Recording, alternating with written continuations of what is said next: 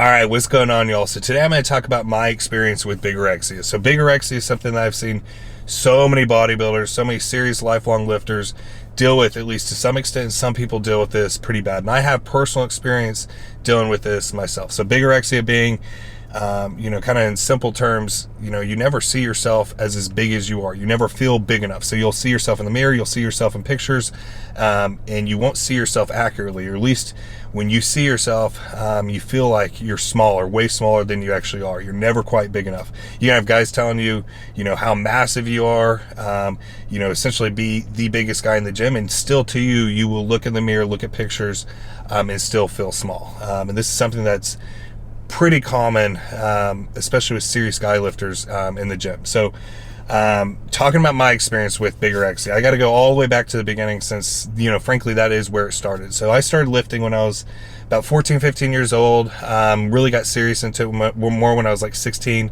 and from then I believe it was a Flex magazine, but I saw Jay Cutler on the magazine of a cover, and from then on I was so fascinated with bodybuilding, especially the big boy bodybuilding. I was a massive fan of Jay Cutler, and through college I immersed myself in his content, Rich Piana's content.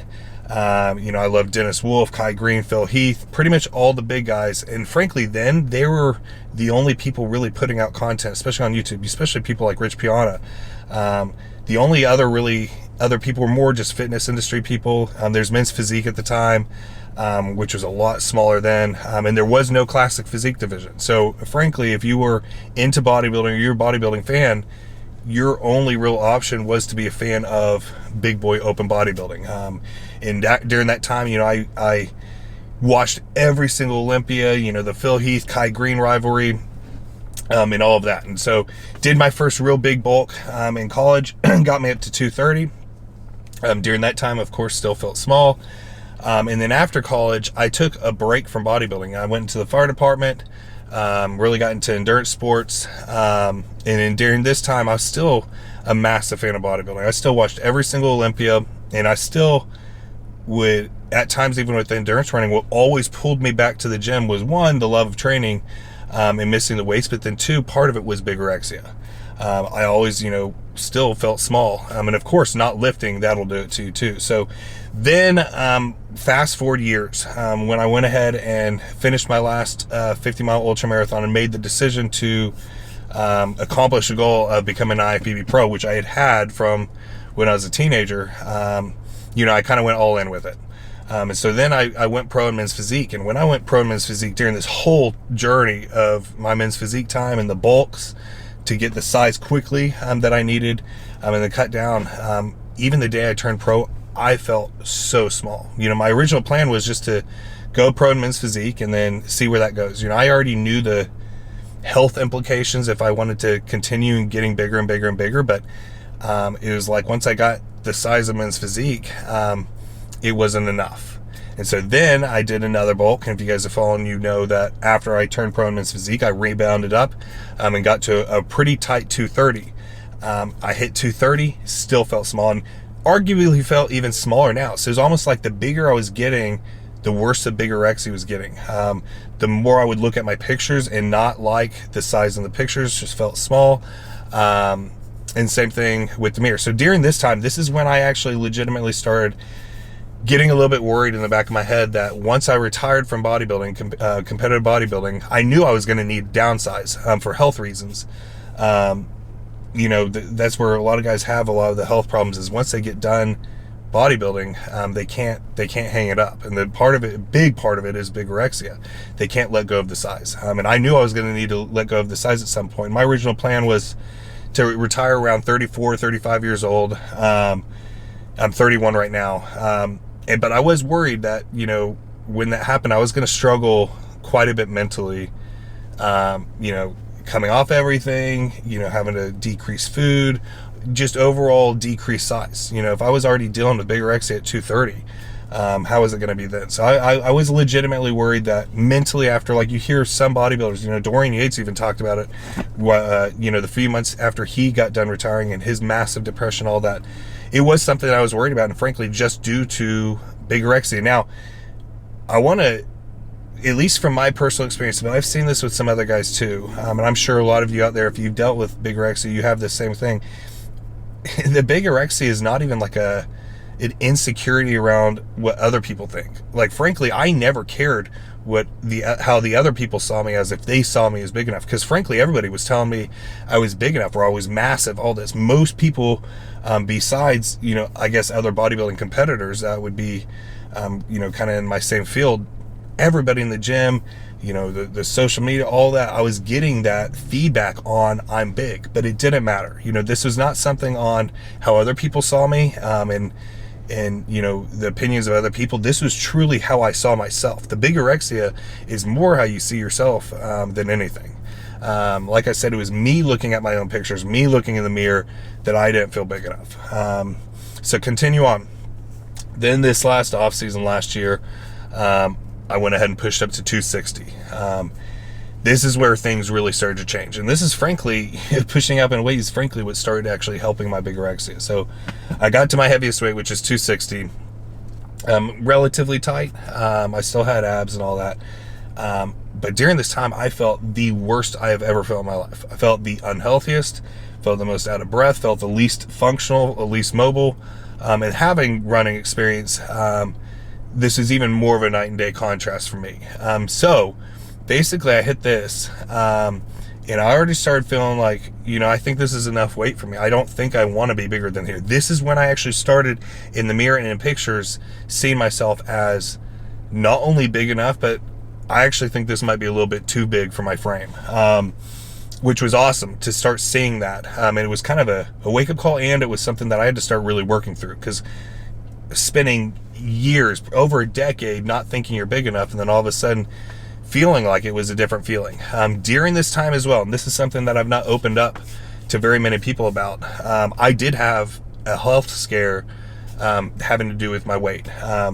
Me coming from a firefighter paramedic background, I've talked to you guys about this in previous videos, like my retirement video recently, but talking about, after knowing the physiology, pharmacology, everything that I had to learn for the paramedic side, and experiencing with so many people, the health side of bodybuilding has always been so much more on the forefront of my mind and caused me anxiety, doing things to my body that I know is not good. And, pushing up in weight and making yourself heavier and heavier and heavier is not necessarily healthy. And it got to the point that I had a couple bouts of sleep apnea, and one night woke me up. I woke up literally feeling like I couldn't catch my breath and choking, and I knew immediately what it was. Scared the shit out of me. It literally woke me up, caught my breath, and then I laid in bed for literally hours, basically thinking, what am I doing? And that was a big wake-up call. I know this is where a lot of bodybuilders then go ahead and get the sleep apnea, or a CPAP, which, if you have any sleep apnea, or if you're playing in this game, definitely get a CPAP. A lot of the health implications that come, or health problems that come from bodybuilding, a lot of it can be taken care of if you have a CPAP, if you're dealing with sleep apnea. And a lot of people are dealing with sleep apnea and they don't even know it. Point being here is as soon as I had that, that started really, really killing any bigorexia. It started essentially shifting the mindset of, when I looked at a physique, or when I even looked at my own physique and looked at my own pictures, seeing old pictures where I was more downsized, but really pulled in, really streamlined, that was already starting to look, and this, I'm talking like, this is like 8-9 months ago now. I was already starting to see that as more aesthetic. No longer was I really kind of thinking I wanted to be massive, massive, massive. So during this time, this is where there's a lot of working through different things internally, mentally, and really seeing where am I going from here, especially with my physique and with bodybuilding.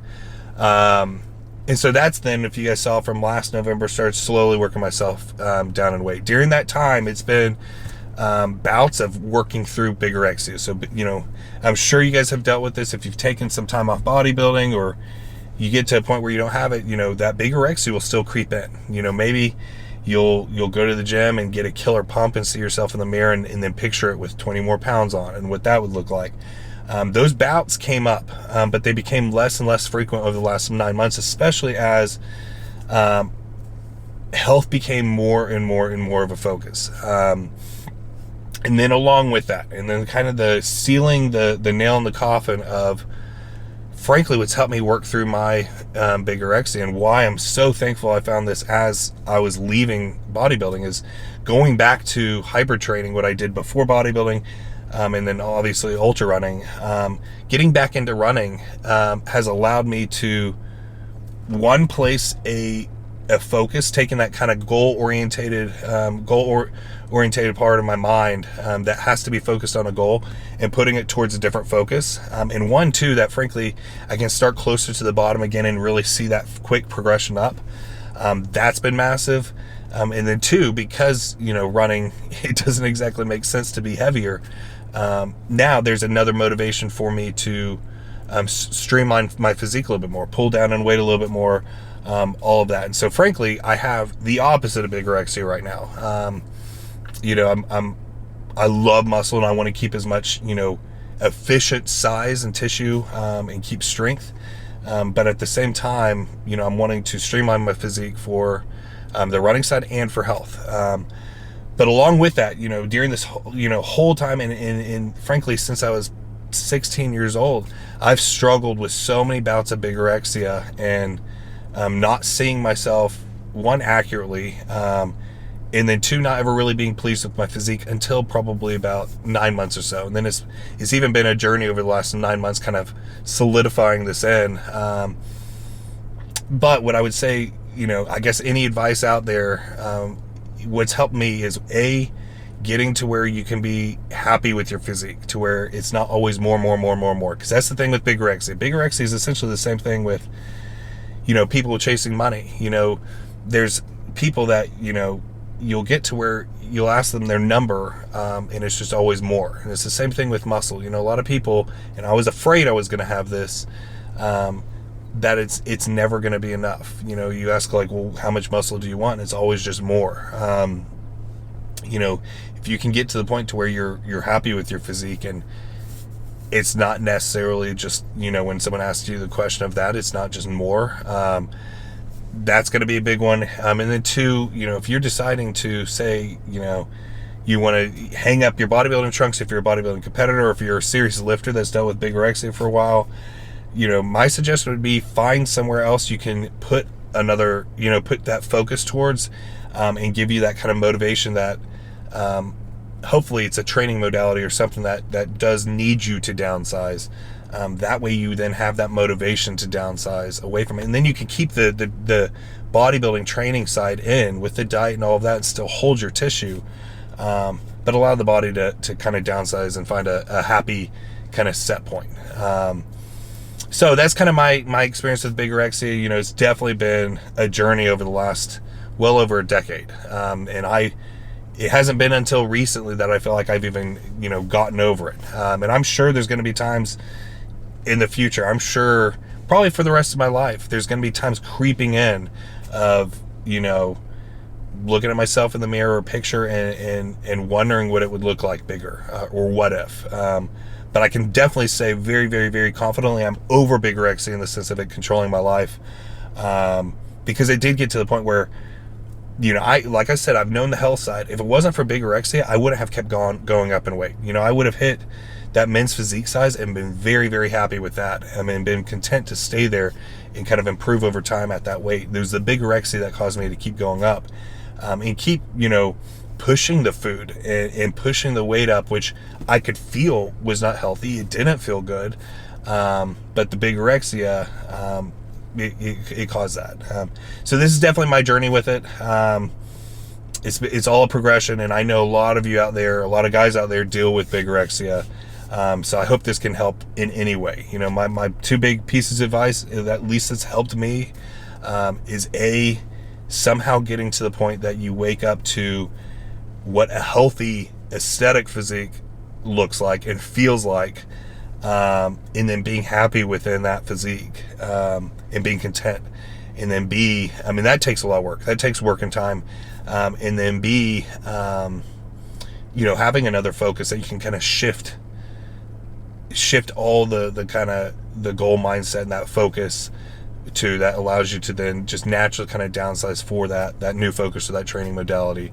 You can still keep the bodybuilding in with that, but that's definitely helped me. And I truly feel like I'm on the other side of bigorexia. And I'm so thankful for it. But if you guys are struggling with this, anybody struggling with this, definitely drop comments down below. I'm sure we can help each other out here. But if you guys enjoyed this, please go ahead, do me a favor, smash that like button, hit subscribe if you haven't already. Be happy, be positive, be powerful, and have a great rest of your day.